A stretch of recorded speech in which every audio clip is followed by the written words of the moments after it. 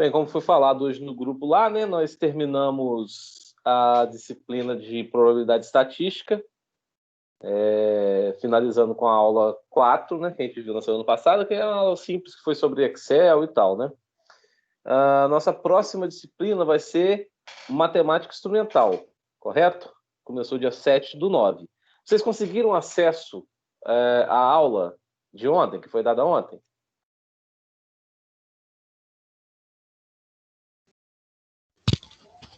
Paulo, eu não consegui não, cara. Não tive acesso ainda não. Consegui não.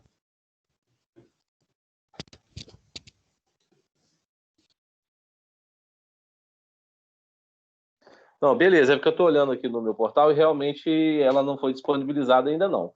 Só tem o material, né? O aula atividade e tal, os slides. Mas assim, falando um pouco específico dessa disciplina, é uma disciplina assim, bem. Ela não tem muitos conceitos novos. É basicamente uma releitura para a galera relembrar. Às vezes tem muito tempo que não tá vendo matemática e tal. Então ele vai dar uma apanhada geral sobre função, o que é função, o que é uma função de primeiro grau, o que é uma função de segundo grau.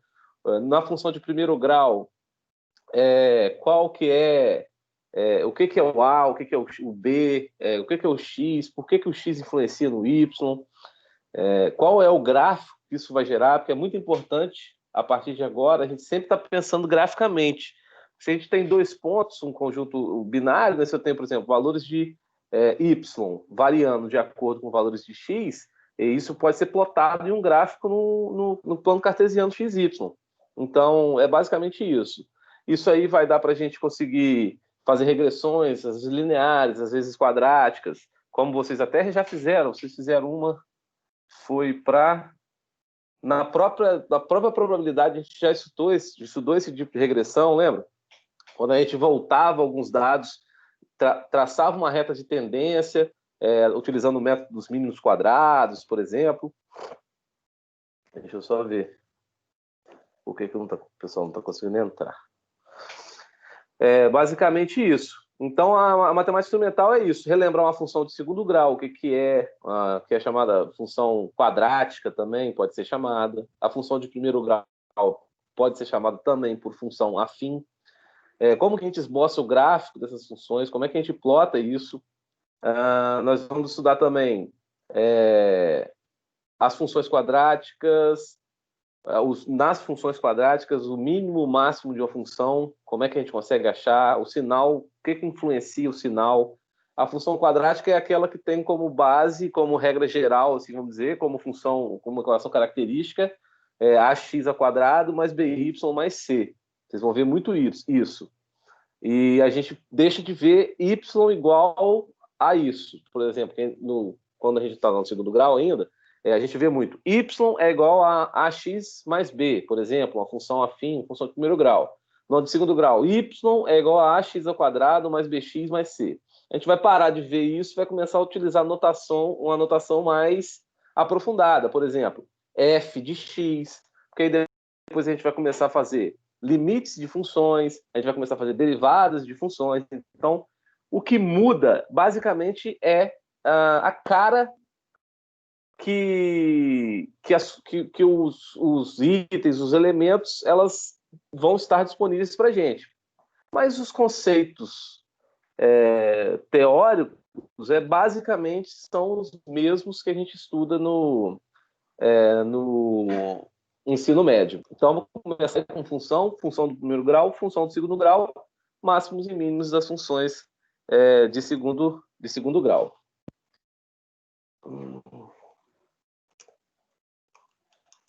Acho que eu mandei errado.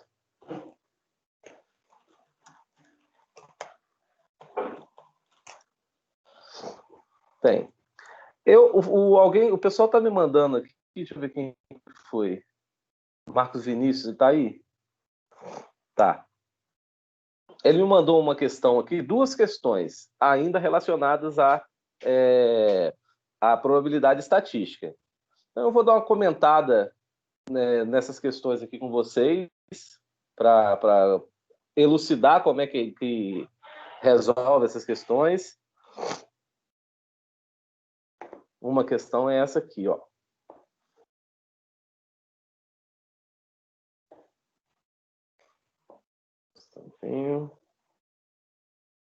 Essa aqui. É a questão 3 de alguma coisa, algum portal lá, alguma coisa.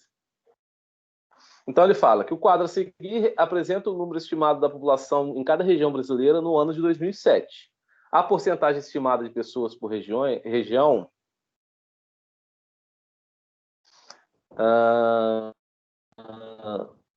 que possuem aparelhos de telefone celular. E a multiplicação por região, população versus celular, com 2 casas decimais de precisão. Então, aqui a gente tem, como primeira informação aqui, a região de cada pessoa. Então, temos Sudeste, Nordeste, Sul, Norte, Centro-Oeste. Cada uma dessa região aqui vai ter um número de uma população. Então, por exemplo, a região Sudeste ela tem 77,9 milhões de habitantes, porque esse número de habitantes está sempre multiplicado por milhão. Então, esse aqui é 14,6 milhões, 51,5 milhões. E a porcentagem de cada um, qual a porcentagem da população de cada uma dessas regiões possuem aparelho celular. Então, por exemplo, na região Sudeste, 52% das pessoas possuem aparelho celular. Então, por exemplo, 77,9 milhões vai ser o 100% da minha população. 52% da população vai ser X. Então, esse é o primeiro ponto, é a primeira coisa que a gente precisa notar aqui e já acendeu o alerta. Ó, então, eu já tenho aqui, eu tenho uma quantidade de pessoas, que é o total. Desse total, eu tenho uma porcentagem que possui telefone celular, e depois ele faz a população, que é essa população aqui, vezes essa porcentagem. Então, só para conferir, se eu tenho 77,9 milhões de pessoas que possuem aparelho celular, e 52% dessas pessoas têm aparelho celular, eu vou ter, na verdade, exatamente 40,51 milhões de pessoas. Então, essa coluna daqui, ó, é justamente o quanto de pessoas possuem celular em cada região. Beleza. Já lá acima, a probabilidade estimada de um brasileiro que possui viver na região norte ou na região sul o que você vai ter que fazer aqui? Notem aqui que aqui é o outro pulo do gato dessa questão, porque às vezes passa despercebido. Ele me fala, ó, ele já fala para mim, ele já me fala que o brasileiro que ele vai sortear, vamos dizer assim, ele tem celular.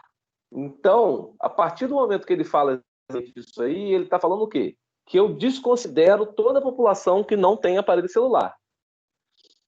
Então, se eu tivesse um pote com todo mundo misturado e ele ter celular e ser da região norte ou sul, e na verdade é ele ter um pote só com as pessoas que têm telefone celular de todas as regiões. Então, ele fala na região norte ou na região sul, vai ser o quê? Vai ser a probabilidade dele tirar de um lote só uma que vive na região norte ou que vive na região sul. Então, você vai somar a probabilidade de que a pessoa seja da região norte e com a probabilidade da pessoa ser da região sul. Fazendo isso, você vai chegar ao resultado da questão. Entendeu? Entendido?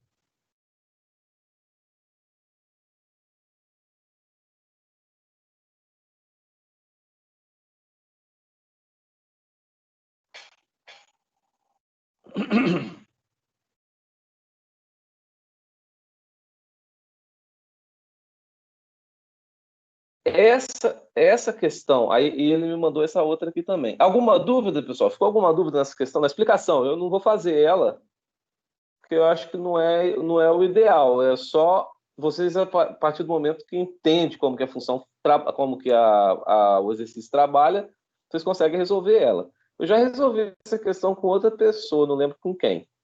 Mas fazendo rapidinho aqui, ó.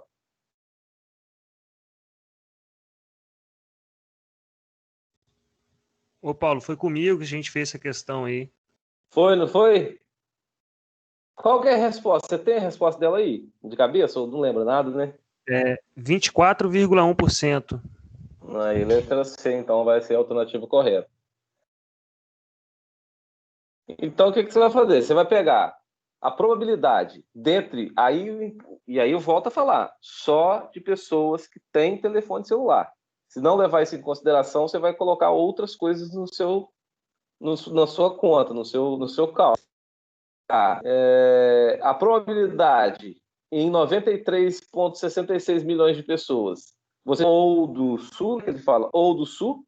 Então, esse número, a probabilidade de ser nesse todo aqui, ou então você vai somar a probabilidade de ser da região norte. Você vai pegar esse aqui e vai ver qual é a probabilidade de tirar uma pessoa desse aqui nesse todo. É simples, é basicamente isso, é bem simples. E aí, nota que aqui tem uma diferenciação interessante para vocês sempre ficarem ligados. Quando ele fala ou da região sul ou da região norte, por exemplo, ele está falando que você vai ter que somar as probabilidades. Isso é muito importante. Ou seja, a probabilidade é maior do que se fosse só um. Vocês concordam? Porque se eu estou falando pegar do norte ou do nordeste, eu estou somando a população dos dois e isso vai me ajudar, isso vai aumentar a chance de eu conseguir pegar essa pessoa, certo? Se fosse só do norte, por exemplo, seria 6 milhões em 93. Na verdade, eu vou ter o 6 mais o 16 em 93. Olha como é que aumenta. Porque eu estou falando ou da região norte ou da região sul. Agora, se a gente especificar, por exemplo, nesse caso não teria como, porque a gente teria que ter uma dupla, seriam dois eventos, né? Porque se eu estou querendo pegar um da região do norte e um da região sul, eu tenho eu teria que ter dois, eu teria que sortear duas pessoas ao acaso. Mas, por exemplo, se ele me fala que eu tenho que pegar uma pessoa que, dentro do total, seja da região sul e que não tenha telefone celular. Notem que aí eu restringi o meu leque de possibilidades. Porque eu estou falando que tem que ser da região sul e que tem que ter celular. Então, quando eu uso o E, eu sempre vou multiplicar as probabilidades. Probabilidade é sempre um número decimal, porque é de 0 a 1. De 0 a 100, né? 100%, então é de 0 a 1. Então, quando eu multiplico dois números, e um deles é um número decimal, o resultado da multiplicação vai ser sempre menor do que o próprio número. Então, por isso que o E a gente multiplica, porque pense sempre assim, se eu tenho o E, eu faço mais um vínculo. E se eu tenho o OU, eu abro o meu leque de opções. Isso é importante ver aqui nessa questão também. Beleza? Marcos, resolvido?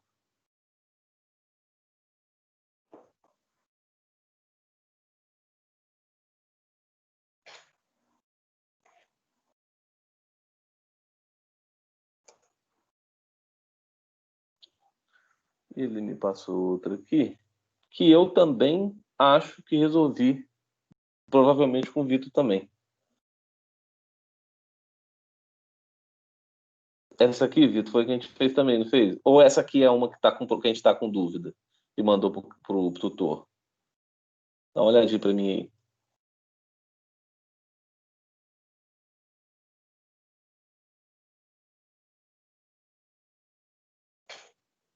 Ô, Paulo, é essa aí mesmo, que essa é da AV2, que não tá batendo o resultado com nenhuma das opções. A gente mandou lá pro tutor. Essa aqui é da V2, não é? A ideia dessa questão aqui, Isso, pessoal, da V2. da resolução é a seguinte: a gente tentou resolver, a gente resolveu ela, mas o resultado está dando diferente. Quanto é que deu seu resultado mesmo, Vitor? 90 vírgula alguma coisa, não foi?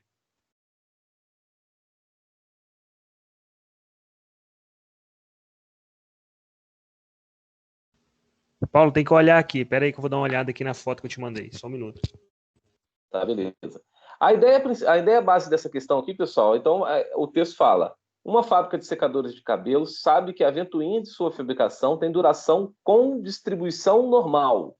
Primeira coisa que você tem que bater o olho e entender e gravar. Ele já está falando que vai ser uma distribuição normal. Ele vai seguir uma distribuição normal. Uma distribuição normal é aquele tipo de distribuição onde a gente tem aquela curva em sino, que ela começa, ela tem um intervalo. Deixa eu colocar aqui para mostrar a imagem para vocês.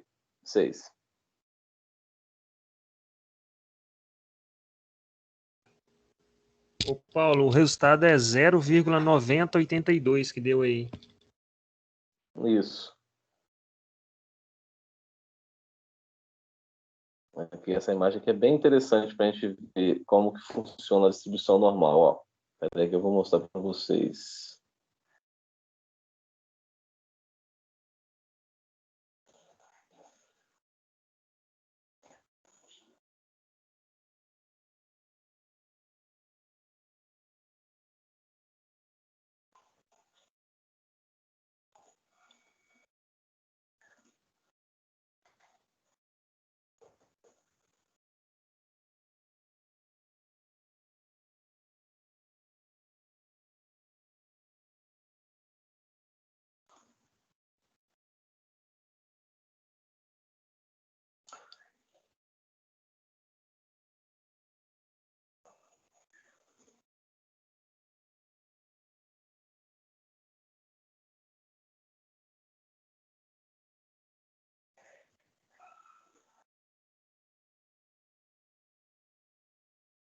Aqui, ó, a gente tem justamente um gráfico com distribuição normal, dados que seguem um padrão de distribuição normal, que é justamente isso aqui, ó.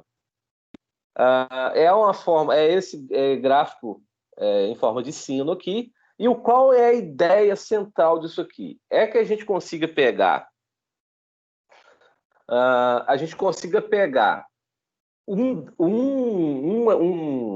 algum problema em que a distribuição dos dados se dá por distribuição normal, se assemelha à distribuição normal. Então, a gente já tem isso como base. Então, puxar desses dados uma aproximação com uma curva normal. E aí a gente vai usar aquela tabela para achar qual é a probabilidade. Qual é a ideia central desse gráfico? Qual é a ideia central de uma distribuição normal? É que ela vai ter essa forma de sino aqui, e a gente, a partir de um determinado momento, a gente encontra a maior quantidade de dados existentes nessa distribuição. Então, por exemplo, aqui, ó, a gente tem essa distribuição aqui. Vocês estão vendo que ela é simétrica. Tudo que tem desse meio aqui para a esquerda e para a direita é a mesma coisa. Então, significa o quê? Que esse meio aqui vai ser justamente a nossa média. E a nossa média vai dividir o gráfico exatamente no meio dele. Quando a gente tem o desvio padrão desses nossos dados, deixa eu ver que eu vi uma outra aqui que seria até melhor para mostrar um desvio padrão. Aqui, ó. Deixa eu ver se eu consigo pegar.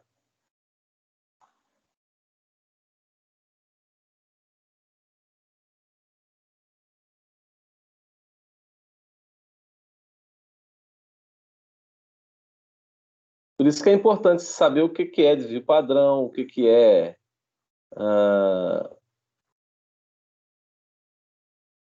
coeficiente de correlação, esse tipo de coisa. Ó, aqui mostra porque aqui é legal que a gente tem o desvio padrão. Então, a gente tem a nossa média, que vai ser aquele μ, naquele gráfico que a gente viu, e aqui está como se fosse o nosso x. E a gente tem um desvio padrão. Ó. Nosso desvio padrão, nesse caso aqui, é 2. O que isso significa? Que da média mais 2 e da média menos 2, eu vou encontrar uma grande quantidade de dados. Ó. Tá vendo? Quando eu pego, ó, da média aos desvio padrão, tanto da direita para a esquerda, tanto para cá quanto para cá, então 23 é a média.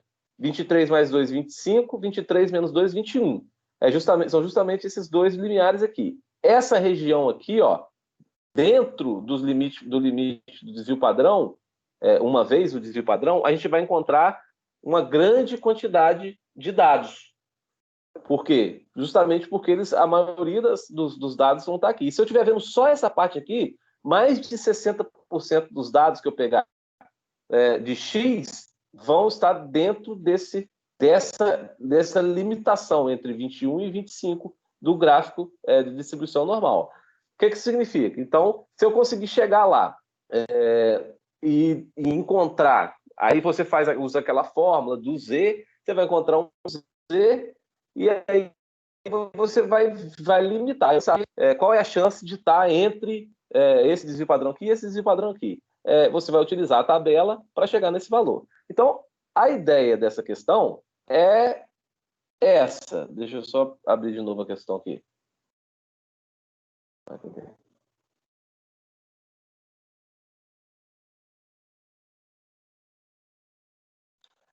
Uma fábrica de secadores de cabelo sabe que a ventoinha da sua fabricação tem duração com distribuição normal, com média de 36 meses. Então, ele já está falando que a minha média, aquele ponto central, é 36. Vai ser o quê? Vai ser a ventoinha, a duração de uma ventoinha. E o desvio padrão de 3 meses. Então, a gente sabe que 36 meses é a média de quanto dura a ventoinha dessa fábrica de secadores de cabelo. Essa média, esses dados nos mostram que a gente tem um desvio padrão de 3 meses. Então, o desvio padrão é um desvio padrão relativamente pequeno. Então, são confiáveis as ventoinhas, né? Porque a gente teve a maior parte, mais de 60% das ventoinhas dessa fábrica. Filha, onde que você apertou? Pelo amor de Deus! Que é isso, gente?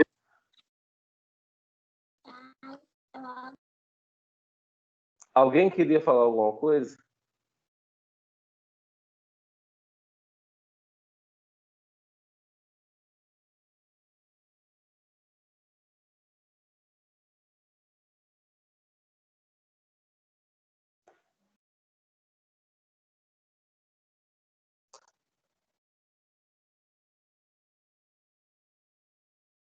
Bem, continuando aqui então, hein?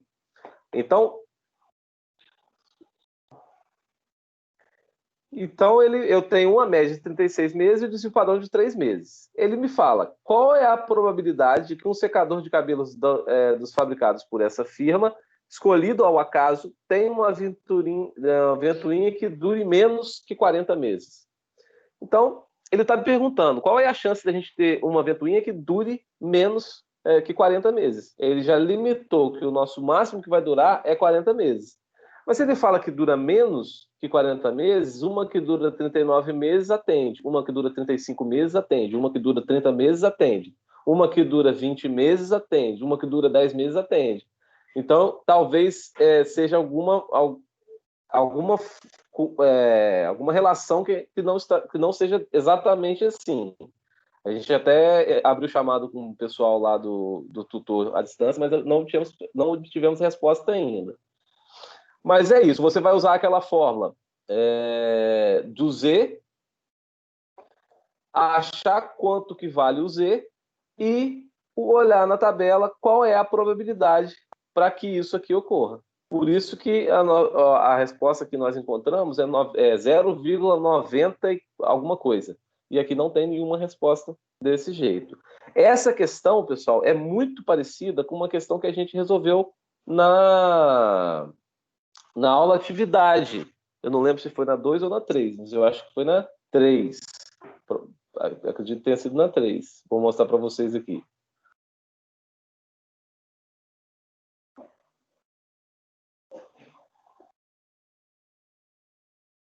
Só que lá ele falava de motor de carro, a questão.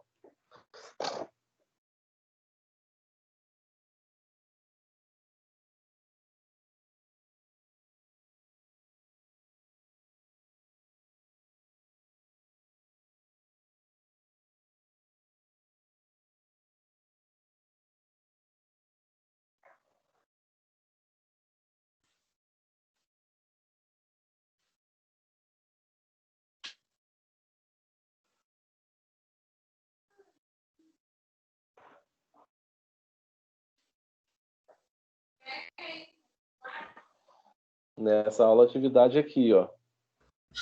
Tchau, vendo o vídeo aí. Então, aqui ele fala, uma fábrica de carros sabe que os motores de sua fabricação têm duração normal, ó, distribuição normal. Então, sempre que vê isso aqui, já fica ligado. Com média de 150 mil quilômetros e desvio padrão de 5 quilômetros. Ou seja, maior parte dos carros dessa fábrica vai apresentar uma duração do motor entre 145 mil e 150 mil quilômetros, que é justamente o intervalo entre a média e o desvio padrão mais e a média e o desvio padrão menos.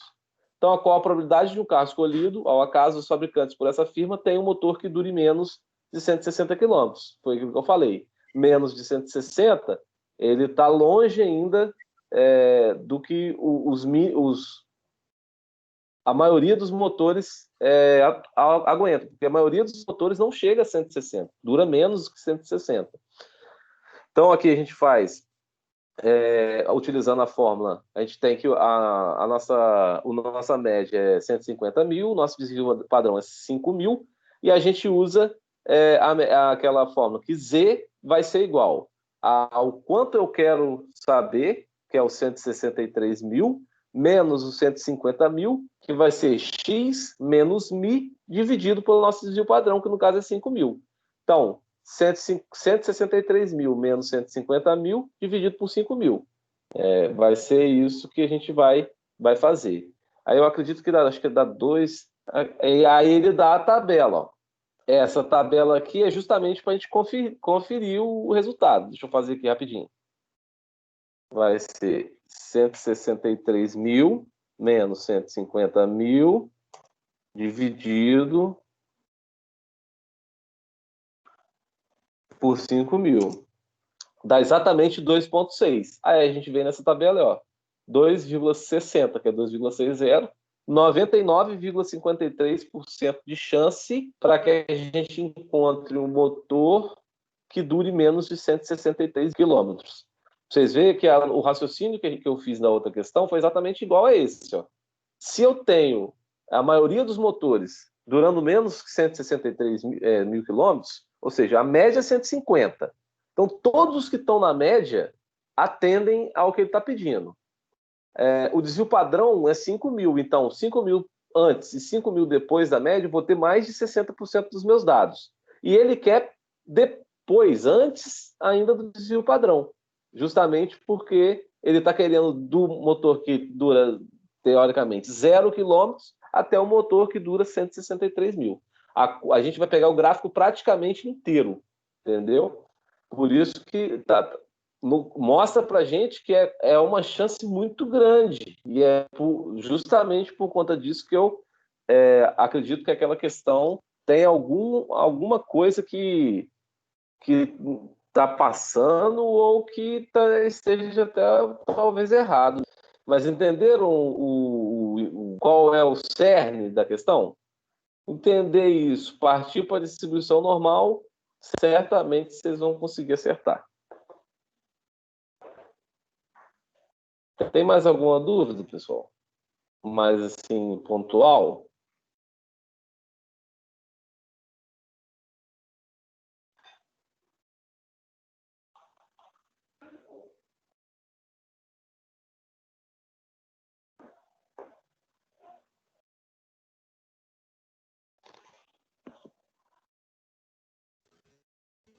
Não, Paulo, tá tranquilo.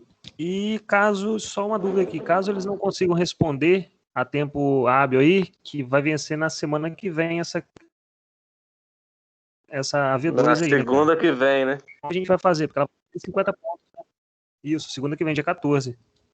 Não, eu já tô cobrando eles lá. Vamos até sexta-feira nós vamos resolver isso. Não é possível. Mas eu tô em cima lá.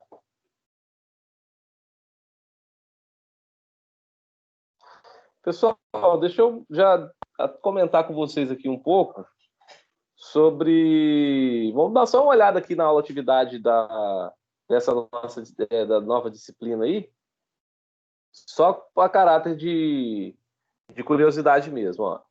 A questão 1. Basicamente vai ser montagem de equações, de funções. Ó. A usina hidrelétrica é um complexo de projetos de engenharia civil, elétrica e mecânica, compreendendo as áreas de hidráulica, estruturas de concreto, geotécnica, geologia, de tecnologia do concreto, de computação, de controle de automação ambiental, florestal, de solos, ou seja, tudo, né? A partir de um estudo sobre o consumo de energia elétrica num determinado local, chegou-se à equação C é igual a 400T. Em C é o consumo em quilowatt-hora e T é o tempo em horas. Partindo da ideia de que o consumo de energia é ininterrupto, calcule quantos dias são necessários para que o consumo atinja 9.600 kWh.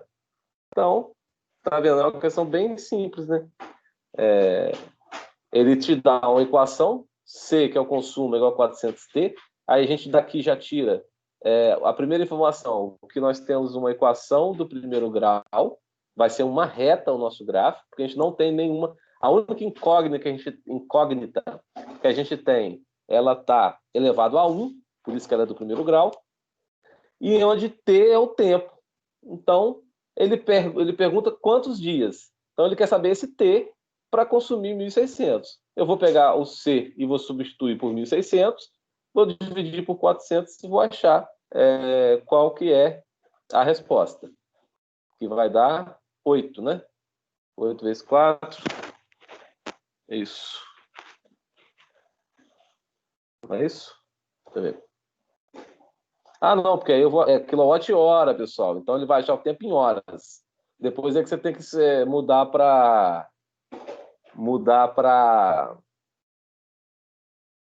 dias. Só tem essa pegadinha aí.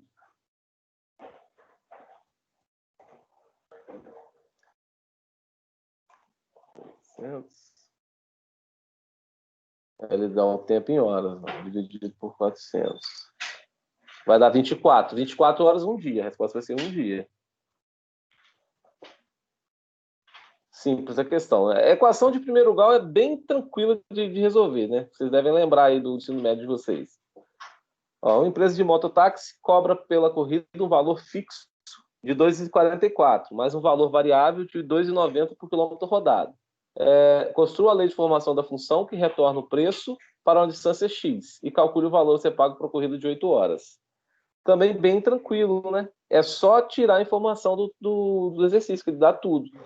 Ele já fala que tem um valor fixo, então, independente da distância percorrida, eu tenho que pagar 2,44. Não interessa se eu andar 5 km, 10 km, 20, 200 mil quilômetros.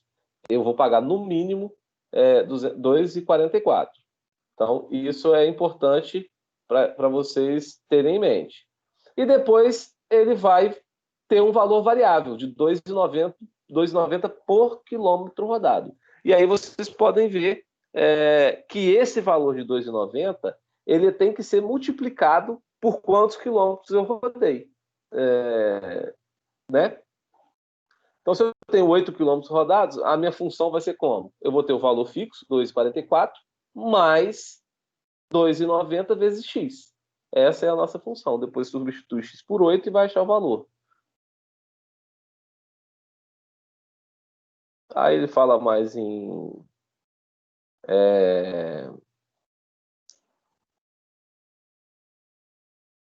os pares ordenados, x, y igual a f de x. Essa só sentando para fazer mesmo, a gente faz depois que vocês tiverem. Esse tipo de coisa aqui falando que pertencente a não sei o quê, de números reais, conjunto imagem. É interessante, é importante vocês assistirem a aula disso aqui para que vocês consigam pegar a teoria por trás desse tipo de questão, que é uma teoriazinha um pouquinho assim, enjoadinha, tem que estudar bem. Ele fala função polinomial do primeiro grau. É bem tranquilo, gente. A matemática instrumental é bem tranquilo. Vocês podem ficar bem sossegados. E, na minha opinião, a matéria mais difícil do período já passou, que é justamente probabilidade e estatística. Infelizmente, não passou a prova ainda, né? Mas a disciplina já passou. Então, Agora é mais tranquilo. Beleza? Como eu disse para vocês, não tem como eu dar uma revisão da disciplina toda de probabilidade estatística, que é muita coisa, né? Então, a gente, tirando essas dúvidas pontuais aí, a gente consegue esclarecer algumas coisas e para vocês irem mais bem preparados para a prova. A prova na semana que vem, né? Na segunda-feira, que é o dia da teleaula de vocês, e vai funcionar do mesmo jeito que a gente fez as outras provas digitais. Vocês têm o dia todo para poder resolver ela. Tá joia? Tá show.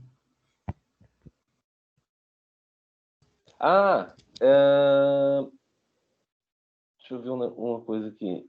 Só um instantinho. O Alessandro, eu não consegui ainda o modelo não, tá? Mas eu vou conseguir o mais rápido possível. E aí eu consegui no modelo, só para todo mundo ficar a par, o Alessandro me perguntou se existe algum modelo para vocês executarem o PTG, a PTG. Na verdade, existe um manual, né, de padronização, manual de regras, mas a gente tem um modelo também. Eu vou disponibilizar para vocês no grupo do pessoal, no grupo da faculdade. Beleza? Ah, tá, beleza. É porque eu procurei lá naquela biblioteca virtual lá, mas não achei nada parecido, não. Achei algumas coisas lá, mas eu não tinha certeza se era aquilo mesmo. Não, tem um manual, tem um modelo, sim. Eu vou procurar aqui, eu tenho que procurar. E aí eu passo para vocês. Beleza, e tendo resultado dessas questões que a gente acha que tá errado aí, você passa pra gente também. Não, pode deixar, com certeza.